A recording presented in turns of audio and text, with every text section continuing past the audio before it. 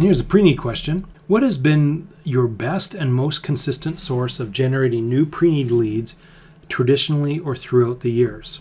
And so what I'm going to do, I'm going to share with you a couple ones from the past and one that I think that's going to really help in the future here. And although the ones from the past will help as well. So direct mail, when people tell me that direct mail isn't effective, I'd want to first look at what are they using, what's their message in their direct mail. Like, don't blame the messenger first, blame the message, or look at the message. And if you're not using, if your copywriting isn't great, if you're not using direct response in your direct response principles in your ads, they're not going to be effective because you can't track them. So with direct mail, I would, direct mail, sometimes you kind of hit them hard and you got to kind of like, oh, I don't feel super comfortable sending that out. When it's got that little bit of edge, those are the ones that perform. So, sometimes you got to go a little bit on the edgy side. And people say, well, I don't want to do that, and that's fine. Don't spend your money on direct mail because then you're not going to get a good response. Don't be a jerk with it either, though.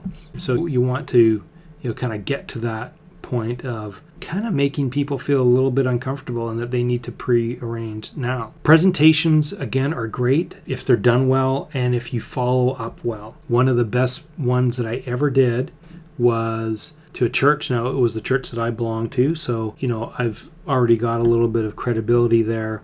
And what I did was I just said, what we're going to do is I'm going to walk you through all the information that you need when someone dies. You don't have to hand it in if you don't want, but I'm going to walk you through this. And it was a really good presentation. And I kind of walked through mine, so they all had, we kind of handed out the little forms, these little cards, and they filled them out. And I went through and I'd make fun of, my stuff, and they were kind of laughing. And then I'd say, like, who was born the furthest away? So there's always, they kind of want to, and if you don't mind, who might be the oldest person here? And, as you're kind of going through these, right? And maybe you have little prizes along the way and little things to hand out. But at the end, we got maybe 25%.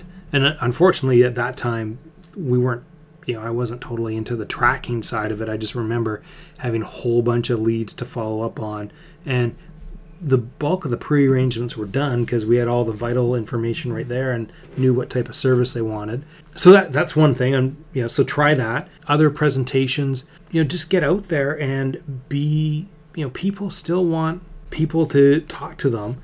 And especially in this kind of techno world that we live in, an electronic world, people, they really like it when someone shows up and does a presentation and maybe not even use PowerPoint, maybe use it, or maybe if you don't, like maybe just hand out some slides or things that they can go through, and maybe you just have pictures. If you want to use a PowerPoint, you can have pictures up there, and or not, you can, whatever you try, and maybe test it. Maybe you just have a flip chart where you talk about certain things. It depends on your topic, but you need the key to the presentations is the follow-up, and you want to be able to say, now, one thing that we'll be doing is I'm actually going to, thanks for attending today, if you hand in your cards, or if you fill out the form, sure, you could do the whole, we're going to have a drawing for this big basket of food and stuff like that. But maybe you say, hey, we're going to have this follow-up to this in a couple of weeks or whatever, and maybe even have a follow-up webinar. And that might people feel a little uncomfortable, but AARP does webinars all the time. It depends. If you're doing this at a nursing home, maybe it's not the thing to do, but maybe if you're doing it at a Rotary, then it'd be a great place, to use the, fill out the form to be on my follow-up webinar, and where we're going to walk through how to complete your estate planning guide or that type of thing. And then, so that's a bit of the old with, here's a new twist. So using the presentations, but get them further. Just don't think that, okay, I'm going to get people to have an appointment now. Sure, some people are going to do that, but you want to engage the other people so that they can then go into your CRM system and you can follow up with them as time goes on. And the last one would be, and this is kind of new, but it's called remarketing, and it's part of AdWords, and there's other services out there. And but I kind of call these like, they're like stalker ads. And how they work very basically is, after you land on a certain web page, your browser is going to get a cookie in that web page. And with that cookie, and cookies are just these tracking devices that's in your browser. So then you're going to be on some other page, reading a blog or a newspaper or something like that online, and there's going to be some ads. And then these ads from that website are going to be appearing, and you're going to go to other websites and they're going to be there.